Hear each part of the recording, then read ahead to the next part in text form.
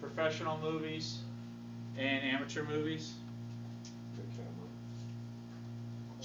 The quality, a fucking tripod. Now, having said that, there's often times where you don't, for professional reasons, you're going to hand hold it because you want it to look like an amateur movie or combat footage. So the opening sequence of Saving Private Ryan is all handheld because it's supposed to remind us of the combat photography we see from World War II. Right. And they degraded the lenses. Right, and just what it will look like to get shot at and operating the camera. And when they shoot reality TV, in cops, they do it because they have to. They're chasing guys that don't have any pants on or shirts over fences. So they're running with the camera, and that's what it looks like. And then there's movies who simulate that, like Blair Witch. Like, I was going to say Cloverfield. Cloverfield, much more recent. It's not that they couldn't have put it on tripod. It actually intentionally chose to shoot it like it was handheld. Now, here's the thing. Like I said before, you guys are no longer civilians. I will not accept, when I ask you why you chose the method you chose, I don't want to hear because I didn't have a tripod or I didn't feel like set up a tripod. There are many reasons to not use a tripod, like we just talked about, simulating reality TV, simulating newsreel footage, simulating combat footage. But I want it to be a decision you've made, not because it was expedient or just because. You need to start thinking in these terms because everything means something. Once you frame it, once you shoot it, do you intend it or not? So you need to start thinking about these things for your films. I've seen beautiful footage that would have been great had it been locked down, and I've seen beautiful footage that looks great handheld. It's because the intention was there, was clear to the filmmakers. You guys need to start thinking about that. I would say when you start out, when in doubt, use a tripod. It's going to look more professional in general. And unless you're trying to not look professional on purpose, use a tripod. Get it smooth. Okay. Now, back to the, so a dolly in. Let's shoot this. Let's get back. Okay. So these cameras, like I said, what are the two things that matter? What are the two things you have to master in terms of a video film camera, according to me? What was it? Focus and exposure. This camera will do it all for you. Even if you try to override it with the manual settings, it doesn't work, which is why I hate these cameras. I would never use one unless I was trying to make it look like it was supposed to be crappy home video. Then I would use one, because it looks like crappy home video.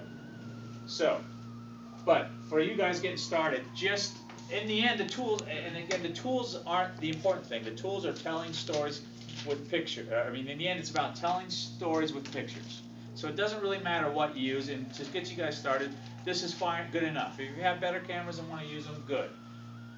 But we'll get to that stuff. Right now, I just want you guys to get the workflow, the capturing images, putting them into a timeline and outputting, and pushing the right buttons. So this is fine to start with. Tell them the tourist cameras. They'll know what you mean, what you're talking about. Well, shitty camera. Yeah. All right. So the handy cam. So it doesn't get any more basic than this, is my point. Right on the back, it has off. It has a little motion picture camera, kind of like I draw mine, which is ironic because there's no film in here. It's not that ironic. There's a little green button that has a play symbol, triangle inside of a green square. That way you can do playback.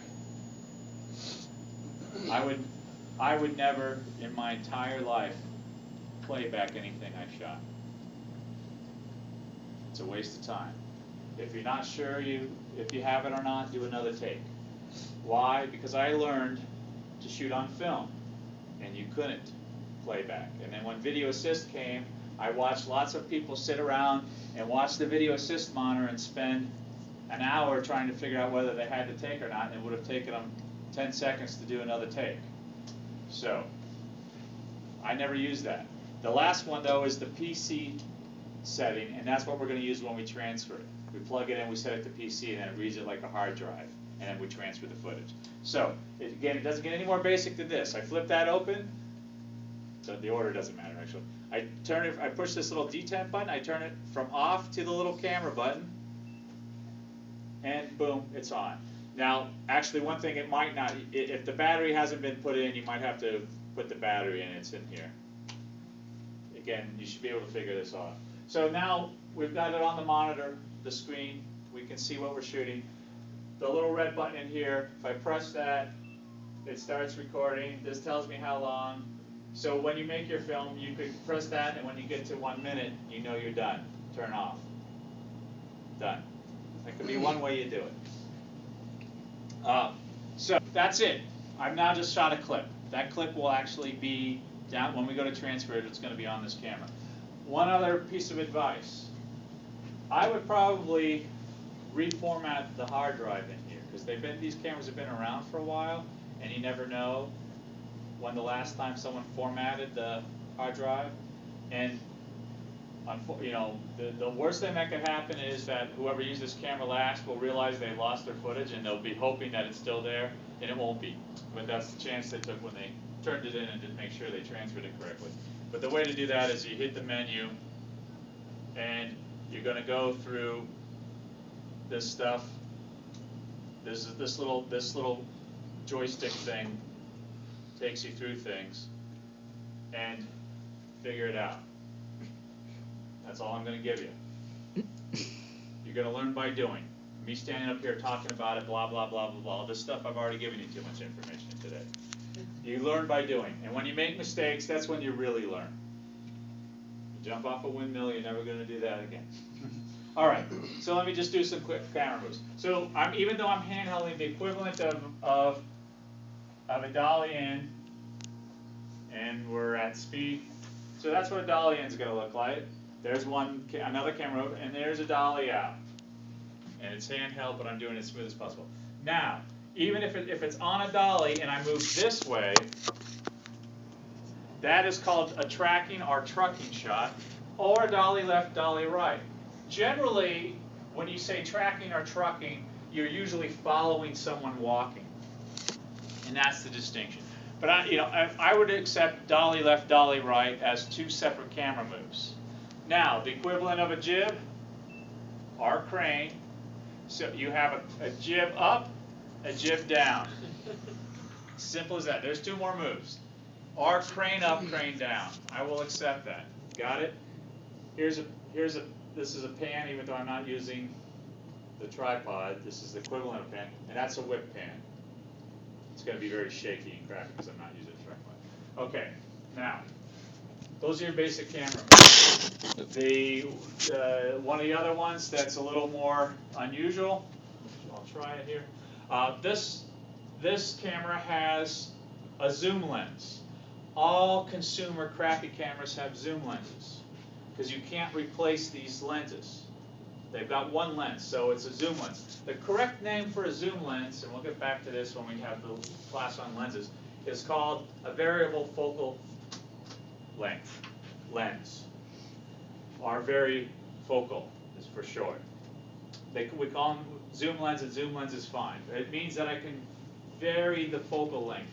So I can zoom in to telephoto, or I can zoom out to widescreen with my little button on top here. You can see, I don't have anything to show you as to it. We'll see it in the editing room. So the last move is made famous by Jaws, and used also in movies like Goodfellas, which is the dolly in, zoom out. Or the dolly out, zoom in. And you'll see what that looks. Oh, that's not a really great angle because you don't get to see good background.